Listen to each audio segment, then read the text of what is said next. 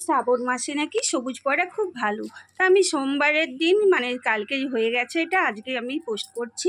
সবুজ আমি দেখো চুড়ি নিয়ে নিয়েছি, সবুজ চুড়িদার নিয়ে নিয়েছি, দুটো কানের সেটাতেও সবুজ আছে, আর নেল পালিশও সবুজ পরে নিয়েছি। দেখো আমার ড্রেস রেডি হয়ে গেল, এবার যাবো পুজো দিতে মন্দিরে। আমি আর আমার হাজব্যান্ড গিয়েছিলাম।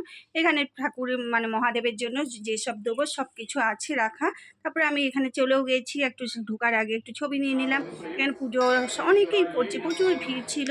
আর আমি যেহেতু নিচে বসে করতে পারবো না, ওই জন্য দাঁড়িয়ে দাঁড়িয়ে নুয়ে নুয়েই করেছিলাম। প্রণামও আমি নিচে বসে করতে পারি না। প্রথমে আমার হাজব্যান্ড জল দিয়েছিল, আমি একটু ছবি নিয়ে নিয়েছিলাম শেষে।